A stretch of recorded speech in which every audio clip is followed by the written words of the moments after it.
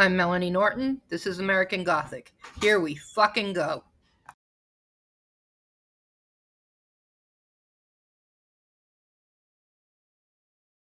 This story is not at all about the mission that we are about to embark. The story here is about Palestine. The story here is how people are being deliberately deprived of the very basic means to survive. And the story here is how the world can be silent and how those in power, those who are supposed to represent us, are in every possible way betraying and failing Palestinians and all oppressed peoples of the world. Personally, I am terrified of how people can go on with their everyday life accepting this genocide, watching a live stream genocide on their phones and then pretend like nothing is happening. This is actually so frustrating. Like, so frustrating. Charlie Kirk was right. Israel lost the information war. It's like the only thing we ever hear is the side of the Palestinians. There's nothing being said about the side of the Jewish people. There's nothing being said about the side of the Israelis at all. And like, if they don't put the information out, how is anybody going to know that they even have a side? We can't rely on Bibi Netanyahu to invoke some kind of emotional response from the people. He comes across as cold and callous. And I'm not saying that to be mean. Whatever. I'm just saying it as a fact. Nobody responds to him. Nobody looks at him and says, oh, the poor Israelis. They're like, ew, this guy's a jerk. That's the truth. They should have put the film out. You know, the film that shows everything. They only had like a certain amount of media people viewing it. You think legacy media is going to put that out to the public? Do you think they're even going to cover it in a fair and rational way? No chance. No chance. The public, the global public, needs to see that video, whether we want to or not. Look, it's gross, it's gruesome, it's graphic. But guess what? So was that poor Ukrainian girl that got stabbed on the bus, and so was Charlie Kirk's assassination. We're seeing gruesome all the time. Every other day we see some heinous shit happening.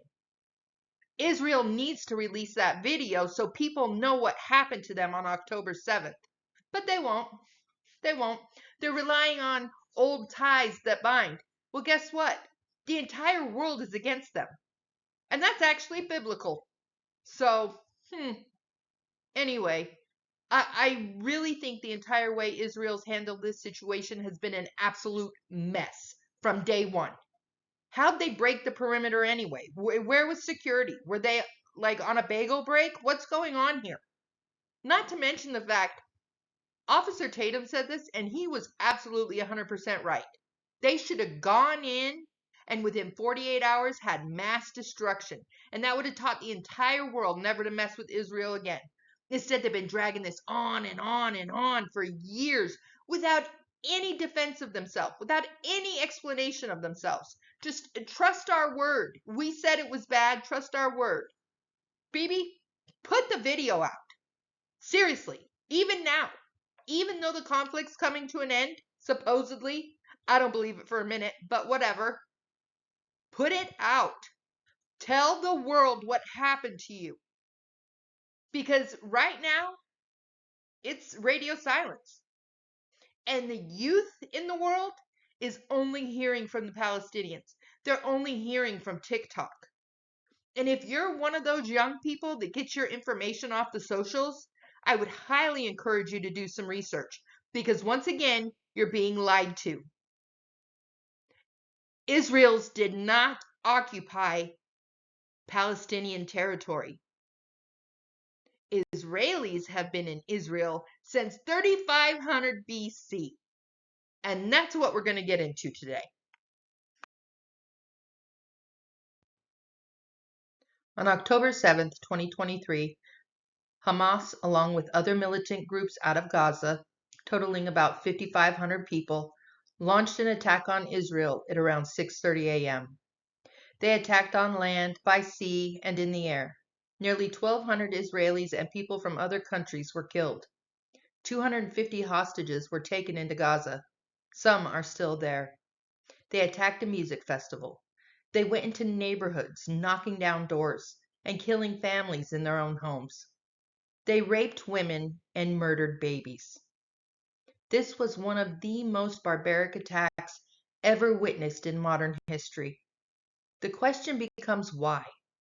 Why would anyone do something so evil?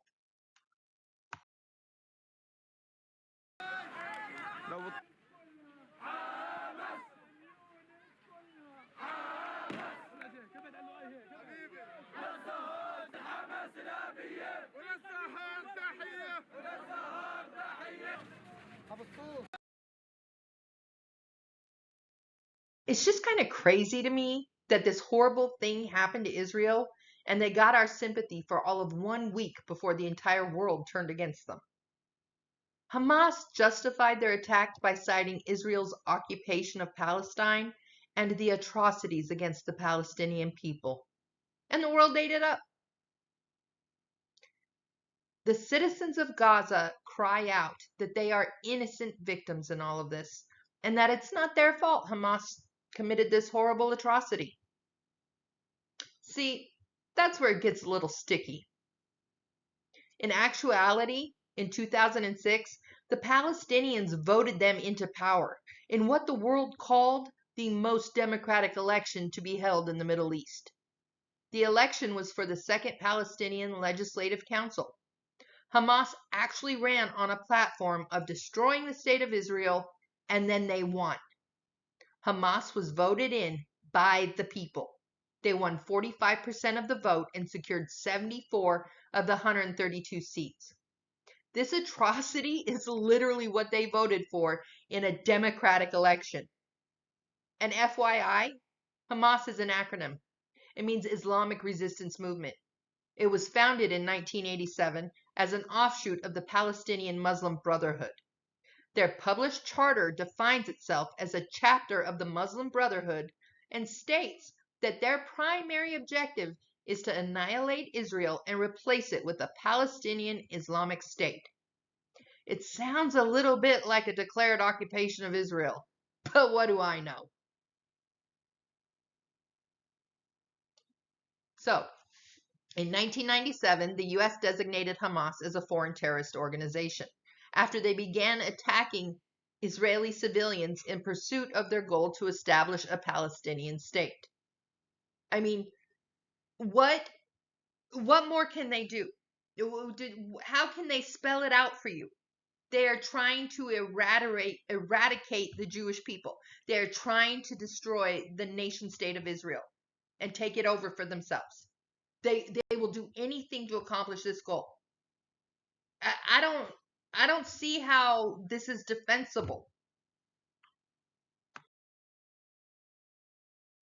So rightfully so, Israel claims to be a victim. But then the Palestinians claim victim. So who's right? Who's wrong? What's this all about? These are complicated issues. And I think that's why it's been so easy to engage the youth into this blind allegiance towards the side of the Palestinians. College-age students have always been on the side of civil rights causes, and they've really adopted the cause for Palestine. This has infused a disgusting wave of anti-Semitism in America and around the world. If you support Palestine, great. If you support Israel, great. But I want you to make an educated and informed decision in the full context of the issue, not just catchy slogans and one-liners from social media. I'm going to attempt to break it down, going all the way back to the beginning. War in history is over the land, who's going to take the land, the lineage, will they be destroyed, and who is the Lord. There is a man named Abram. God appears and reveals to him the Abrahamic covenant, and God makes a series of promises to him. It's an unbreakable covenant because it is secured by the promise of God. The Abrahamic covenant has three aspects: land, lineage, and Lord. Land, it promises a piece of real estate to the descendants of Abraham. We now know that is the promised land. Lineage, that through Abraham would come a son, and through that son would come a nation. We now know them as the Jews or the Israelis. And that in that land, through those people, the land, the lineage, would come the Lord. That ultimately all of this was to prophetically pave the way for the coming of Jesus Christ. In that moment that God spoke that covenant, there began a spiritual war that continues to this day. So obviously this is way bigger than just the Gaza Strip, the West Bank, or even Hamas. We know the conflict is over land and who has the right to the territory. But what you may not know is that it's literally the same conflict that's been going on since the beginning of time. So what we really need to do is start with the problem between the Arabs and the Jews. Can't we all just get along? Well, no. And the gravity of it is so big, I'm not sure they ever will. It starts with the genealogy of the Arabs and the Jews. So, here's the tea. Way back in Genesis, the first book of the Old Testament in the Bible, Abraham made a covenant with God, and he was promised that his descendants would inherit the land now known as Israel. The problem is, Abraham was married to Sarah, and Sarah couldn't have kids for decades, to the point where she started feeling guilty and ashamed and worried that there would be no descendants. So Sarah goes to Abraham and is like, hey, why don't you impregnate my Egyptian maidservant Hagar? Abraham took her up on that offer, and Hagar had a son named Ishmael. Abraham loved Ishmael, and it was assumed he would be the only son born to Abraham. But then years later, when Sarah was like way past birthing age, she miraculously gives birth to a son of her own, Isaac. Isaac is the second but legitimate son, and now he is going to inherit all the land, and Ishmael would get nothing. Abraham didn't think that was fair, so he prayed to God, and God was like, don't worry, I got you. He will also get 12 tribes to rule over. So right here in this moment is where the lineage is split. Isaac will get the land and 12 tribes representing the Jews, and Ishmael will also get 12 tribes representing the Arabs. But fast forward to when Isaac was like a small child, maybe 2 or 3, and Ishmael is around 16. Abraham holds this huge feast, and at the banquet, Ishmael is mocking Isaac, which really pissed off Sarah. She demanded that Abraham get rid of Hagar and Ishmael, like right now. There was no way Sarah was about to be insulted by a servant and her son, and there was definitely no chance she would allow her own son's inheritance to be taken from him. So, Abraham gave Hagar and Ishmael a little food and water and sent them on their way. They wandered aimlessly in the desert until they ran out of supplies. Hagar's ready to give up. She thought for sure they were going to die of starvation. Not wanting to watch her own son die, she leaves Ishmael under a tree and walks away. Hagar found a quiet place to rest and began sobbing uncontrollably. But an angel of God came to comfort Hagar. The angel reassures her that Ishmael would survive and he would grow up to prosper, which he did. He grew up to become a skilled archer. He settled in the wilderness of Paran. He married an Egyptian girl and fathered 12 sons and 1 daughter. His descendants settled near the eastern border of Egypt and thrived for generations, but also lived in hostility towards their relatives. Meanwhile, Isaac married Rebekah. They had Jacob, who bore 12 sons. After their captivity in Egypt, when Moses guided them into the promised land, the land was divided among the 12 sons, and they would become the 12 tribes of Israel, as promised by God to Abraham. So why did we just cover all that? To demonstrate the single most important aspect of this entire situation. We have 2 sons by 2 moms. One gets the entire inheritance and the other is basically bastardized. And they've been fighting over that land ever since.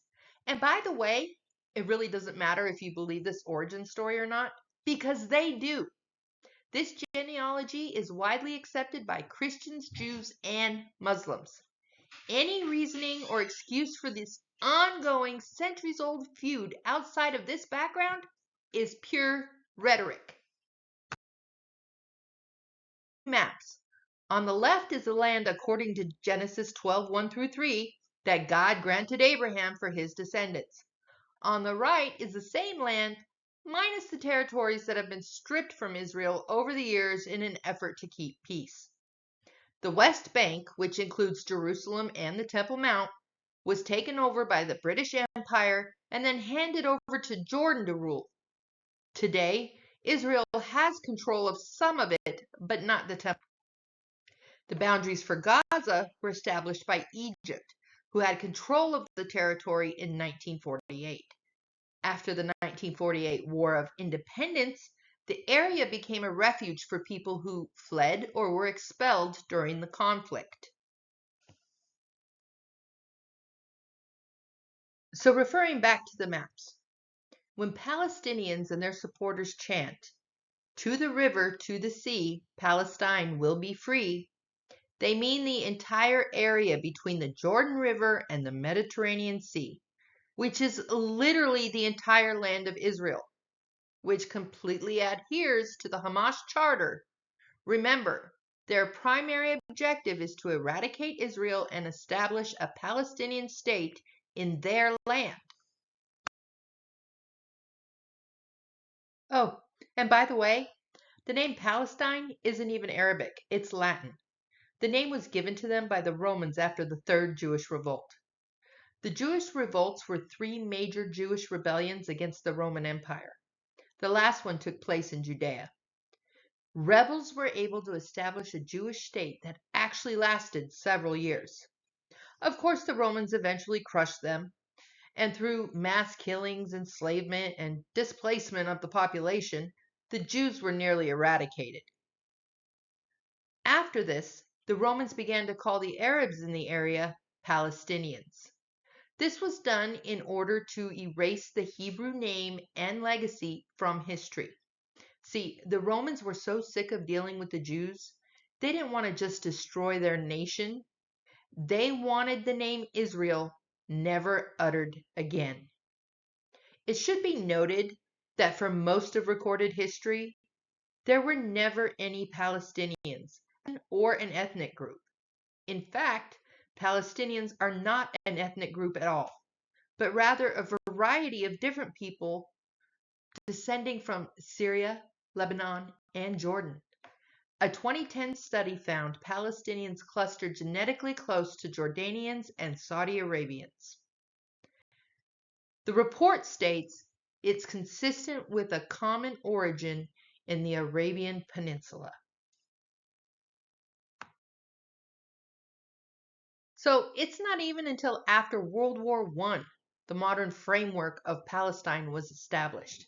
See, Britain, genius I might add, had promised both the Israelis and the Palestinians statehood. So in order to keep that promise, they proposed splitting the territory. The British mandate originally consisted of present-day Israel, Gaza, Judea, Samaria, and Jordan. At that time, many Arabs in British Mandatory Palestine considered themselves part of the Greater Syria rather than Palestinians. A local Arab leader told the Palestine Royal Commission, "There is no such country as Palestine. Palestine is a term the Zionists invented. Our country for centuries was part of Syria." And author Walid Shobat of Bethlehem summed up the quick shift in the local Arabs' identity like this. "On June 4th, 1967, I was Jordanian, and overnight I became Palestinian." Most Palestinians trace their origins to prominent tribes in Saudi Arabia, Syria, Iraq, Yemen, and Egypt. For example, Yasser Arafat was born in Egypt, and the Canaan family traces its ancestry to Syria. Tried to actually claim that Palestinians descend from Canaanites, which would make them have rightful ownership over the land. But that dog won't hunt. We know for a fact that the Palestinians are not of the Canaanites. First of all, Canaanites had disappeared for more than 1,600 years before the Arabs first arrived in the region. Secondly, scientific DNA has confirmed that the people who now are living in Lebanon actually share 90% DNA with the ancient Canaanites.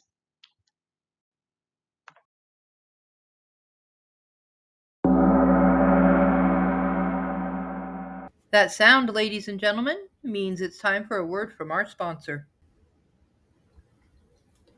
Derma Milk is a milk-based skincare collection that helps fight dark spots, dry skin, oily skin, blemishes, wrinkles, and skin irritation. Our customized milk-based formula is the anti-scar, anti-aging solution you've been looking for. It's basically a miracle in a bottle. Go to www.dermamilk.com to learn more about the science of milk-based skincare and enter promo code PS10 at checkout for a discount on your first purchase. Time known as Canaan. The Israelites conquered Canaan, and the Canaanites were thought to be eradicated. Of course, now we know some of them fled away to other territories like Lebanon. When the Israelites conquered the land, each tribe, the 12 tribes of Israel, were allocated a specific territory, except the Levites, who were priests. The tribes collectively formed the nation of Israel. This played such a crucial role in the development of the Jewish identity and culture.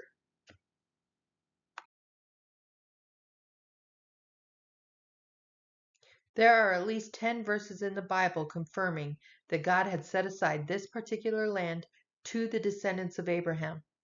I'm using the Bible as a source material because the Old Testament is the historical record and genealogy of the Jewish people. There is no such record or account for the Palestinian people, or else I'd use that too. In fact, there is no mention of Palestinians in either the Torah or the Quran.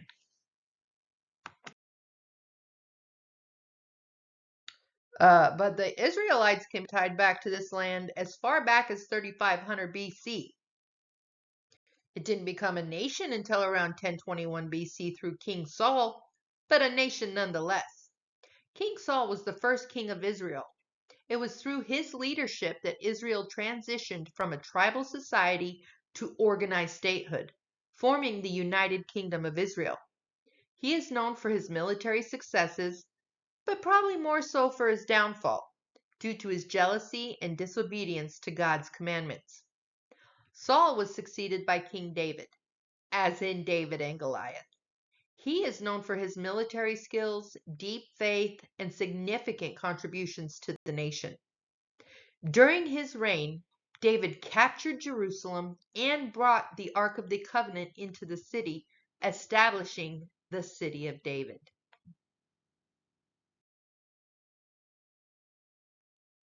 So, between biblical accounts, archaeology, and documentation from the time period, this is the best account of the establishment of Israel. The timeline also demonstrates a pattern that unfortunately never seems to end, and that's Israel being invaded and conquered by other people. After the crucifixion and resurrection of Jesus Christ, the land became Holy Land to Jews, Muslims, and Christians. The territory exchanged hands multiple times as the different fractions tried to lay claim by reason of religious significance to their culture. Getting into the modern timeline, we recount the events that helped reestablish Israel as a nation, starting with the Zionist movement and the Great Pilgrimage back to the homeland, which has resulted in Israel hosting the largest Jewish community in the world for the first time in over 1900 years. And people are still going. Even after the Hamas attack, and even though Israel has been at war for 2 years, more than 35,000 people have made the move back to Israel from around 100 different countries. Genesis 12:3 says, I will bless those who bless you, and whoever curses you I will curse, and all peoples on earth will be blessed through you. God keeps his promises, and history has proven it. Every empire who goes against the land of Israel falls. Mount Moriah, where God chose his people. He not only chose a people, but he chose a place. And then he chose for the people in this place a purpose. The people were the Jewish people. The place was Israel. And the purpose was to be a light to the world and to show that we don't have to look for God because he is looking for us.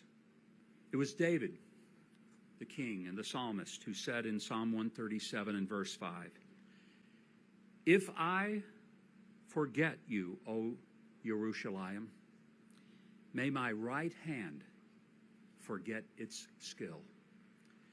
The Jewish people never forgot that this was their land, their home, their undivided, indisputable, indigenous capital from eternity. Tonight, the stones are crying out.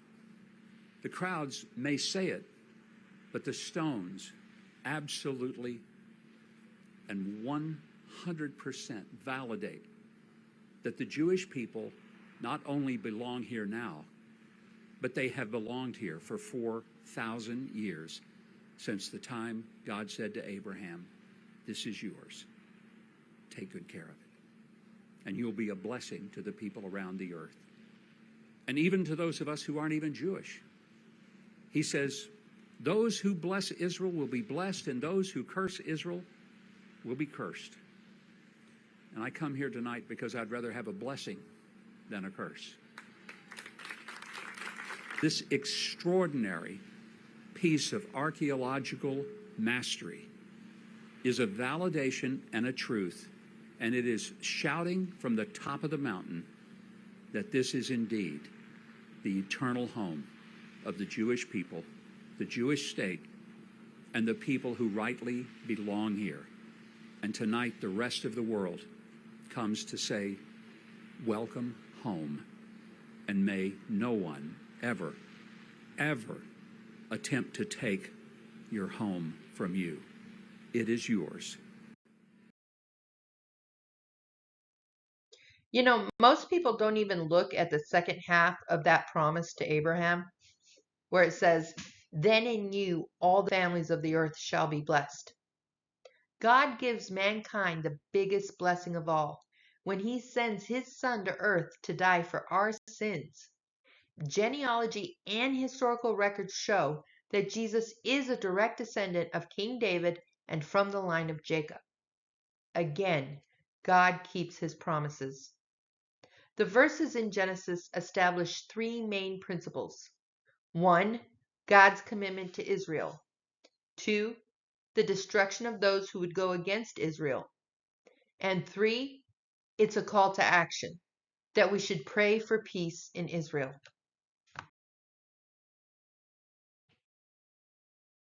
Okay, so the Bible commands that we have to pray for peace in Israel.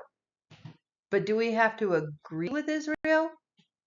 No, absolutely not. Believers are encouraged to pray for the peace of Israel and support their right to exist as a nation and a people group. This doesn't mean we have to support every decision made by the Israeli government. This does not command us to be a fan of Netanyahu or any other Jewish person in authority or otherwise. As a matter of fact, not even God has approved of all the actions of the Jewish people.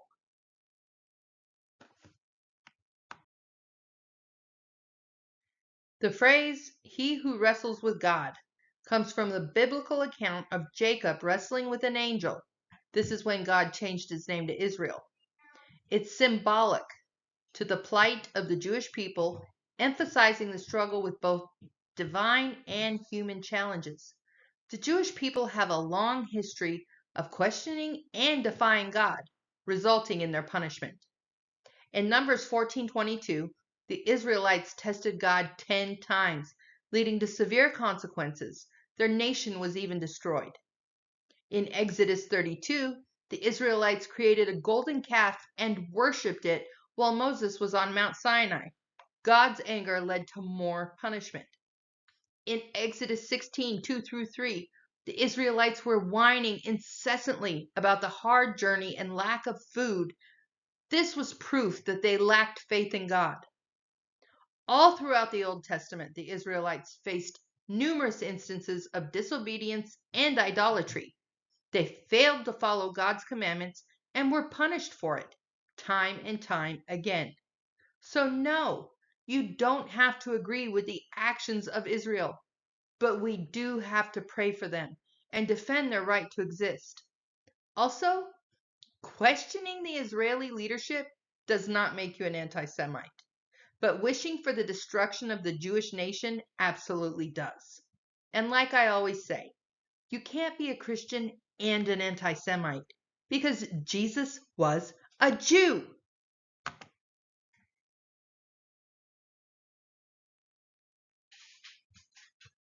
Well, I don't know if you can even read this list because it's so long, but about the Arabs and the Jews, the two-state solution doesn't work. Full stop. The first time the two-state solution was introduced was in 1937 by the Peel Commission, which suggested the creation of separate Jewish and Arab states living in the same region. It seemed like they were working towards this with the Oslo Accords, whereas the Israeli government and the Palestine Liberation Organization agreed to work towards this two-state solution.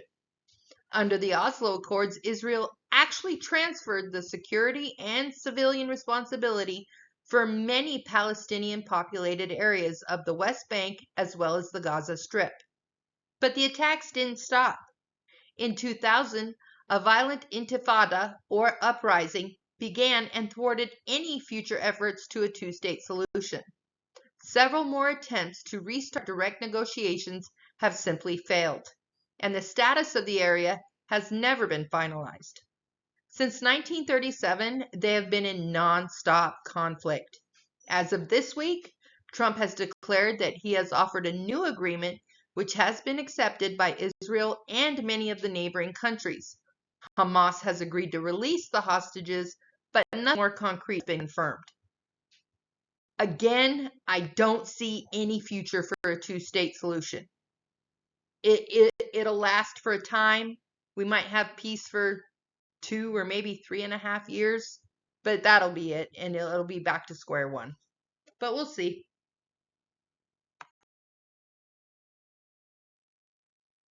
I don't really know how much more clear I can be, but Palestine is not a country, and Palestinians are not an ethnicity. As such, to call the conflict an occupation or imply there is a genocide is factually wrong. However, both Israelis and Palestinians do have a right to exist and should have a safe and peaceful space of their own to do that with. History has shown they cannot coexist in peace. The two-state solution doesn't work, and that's obvious. So what do we do? And who has the right to the land? I do believe that Israel is the rightful inhabitor of that territory, that the land was designated by God. I believe that it should be returned to Israel in full, consistent with the designated territory God granted them, and that historically established their presence in the land dating back to 3500 BC. So where do Palestinians belong? Not in Israel. The idea of proposing yet another two-state solution is nothing more than a continuation of the same. Hey, look, Hamas goes down into the bomb shelters and leaves the civilians up there to be bombed. Okay, but then ain't there a moral question about whether it's the right thing to do? What they should do is embrace a two-state solution ultimately. You know, it sounds cute to act as if they're just indiscriminately bombing people. They're doing strategic strikes. They have to get approval to do strikes. We know that they're doing it. People don't like it. It's ugly. I get it. I hate that it's happening. I would have ended the war in 48 hours and it would have been a mass casualty situation. However, we would have been done quicker and it would have been 2 years. The two-state solution idea, they don't, why are we lying to ourselves? They don't want a two-state solution. They want Israel to be absolved. They do not want a Jewish state. They made it clear, I don't know for how many years. Netanyahu, they removed Jews from Gaza and gave it to them. And what did they do in return? They elected a terrorist organization that extracted funding and resources from them to build tunnels to create terrorism against Israel. They cannot live in peace with these people. They continue to fight against Israel and the Jewish state. And I don't understand why we're acting as if that's not so. They've given them their own sovereignty to a certain degree. Imagine if they had Do you their think, own Officer state. Tatum,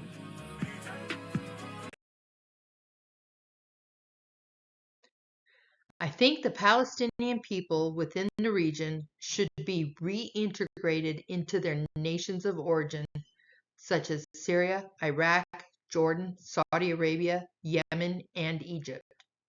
They should without a doubt receive financial compensation to aid them in their relocation. I would even take it a step further and insist that in addition to financial compensation, Israel pay for any new housing projects that are needed in order to properly house them. This to me seems like a fair exchange for the return of the original God-given Israeli borders. The call to return all land back to Israel may seem crazy, but I'm not the only person who has made this declaration. This has been the cry of many for generations. Many of our presidents and our leaders have said the same thing. Recently, Ambassador Mike Huckabee gave a speech in which he said very clearly that Israel has a God-given right to the land. We need to come up with something else. And this, I think, might actually work. Also, it allows these money-making mother to get their hands in on it. So any monies that are being received by the neighboring countries for doing these Oslo Accords, two-state solutions, whatever deals, they can be making money off of Israel by taking in the Palestinians. There's still money to be made. We just have to work out the framework a little bit. That's all.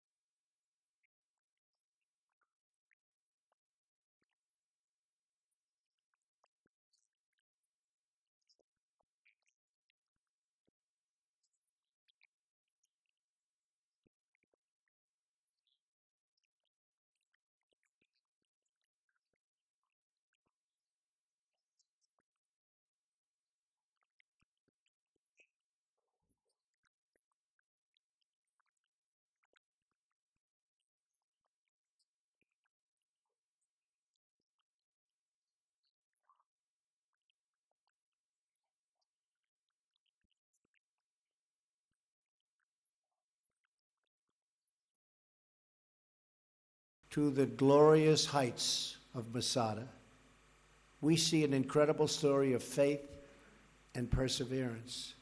That faith is what inspired Jews to believe in their destiny, to overcome their despair, and to build here, right here, a future that others dared not even to dream. In Israel, not only are Jews free to till the soil, teach their children, and pray to God in the ancient land of their fathers, and they love this land, and they love God.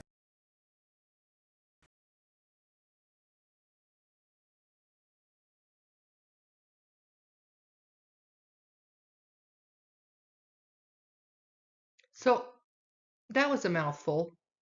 But ultimately, and this is how important this is, peace in the Middle East is global peace. And if this is truly our desire, then we must strive for a permanent solution, not more band-aids. And I get it. There are some unmentionables out there that profit off these never-ending wars. I'm not going to get into that right now. But I do know that we need peace in the Middle East in order for the rest of us to thrive. I don't expect everybody to agree with me. I just appreciate you even listening, to be honest with you. I know there's people on the left and some people on the right, which is baffling to say the least, just don't support Israel. They have this sense about them that they're trying to somehow, I don't know, take over the world. They're not.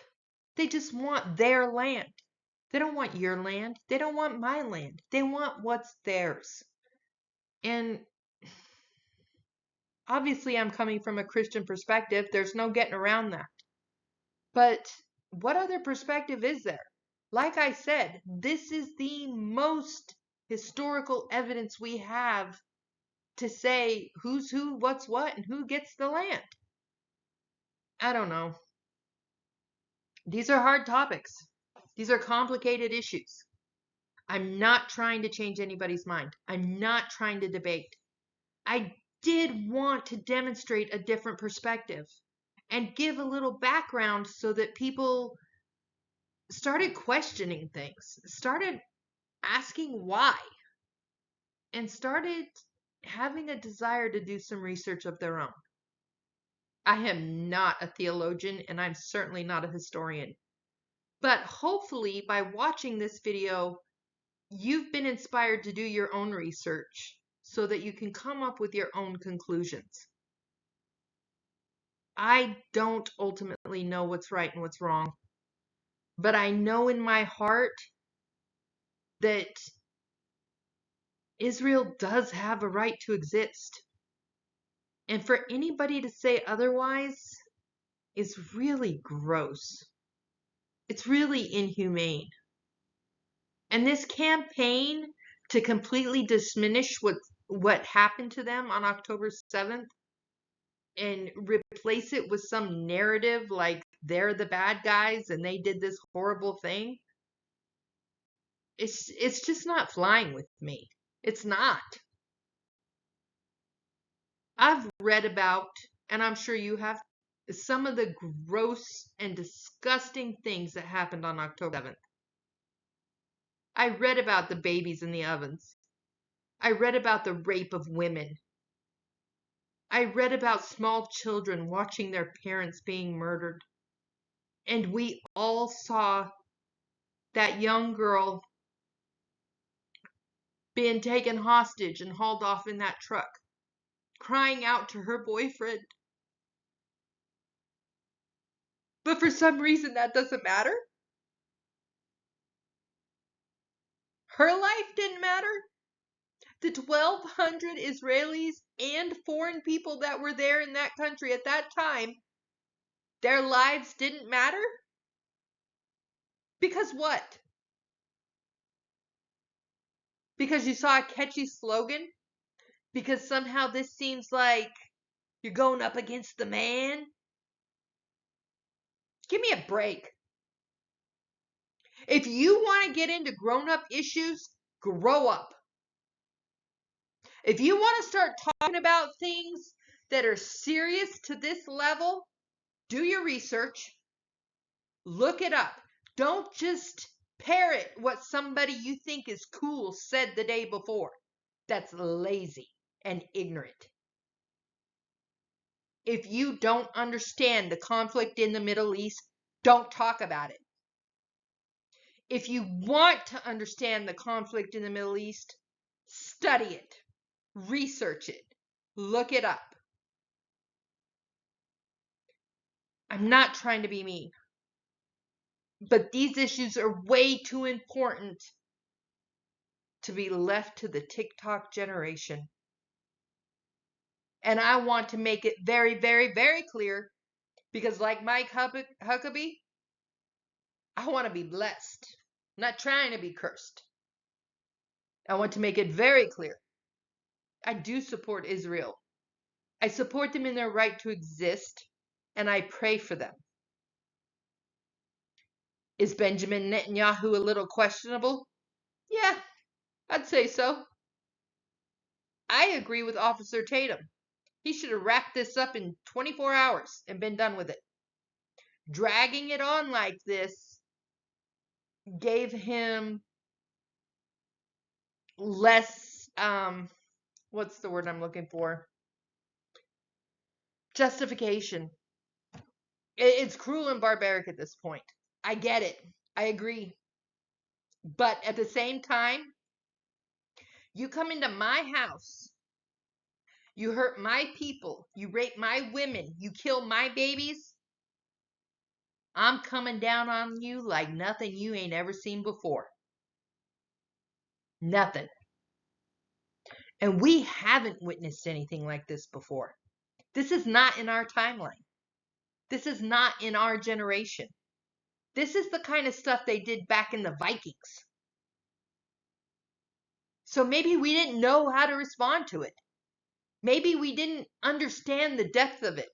Maybe we were so in shock we were in denial. And I'm pretty sure that's a lot of what's going on around here.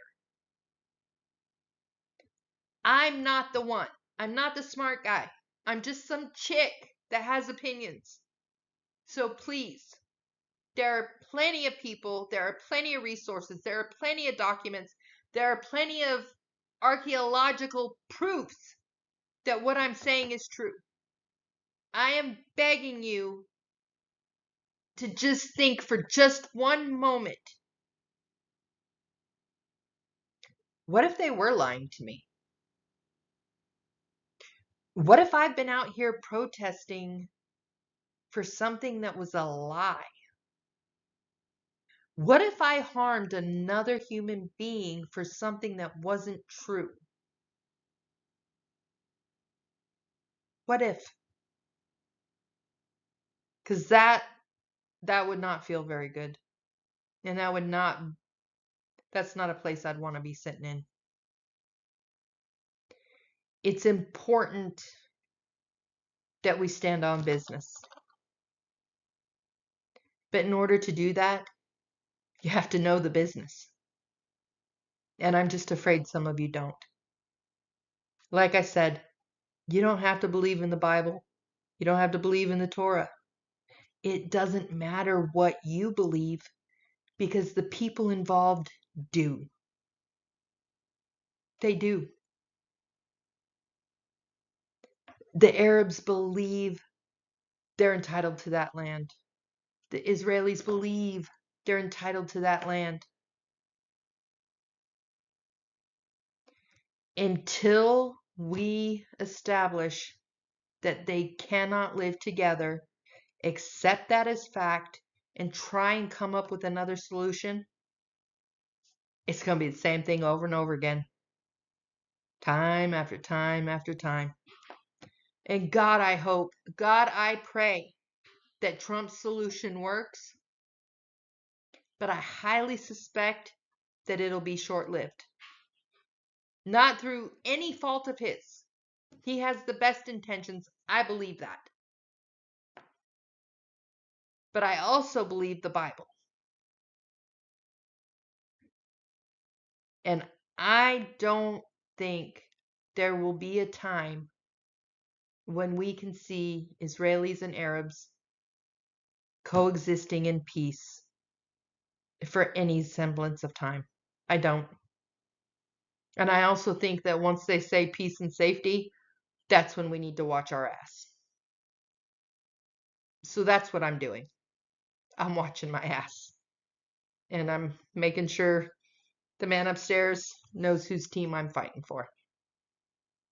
Anyway, that's all I got for today. Thank you for joining me.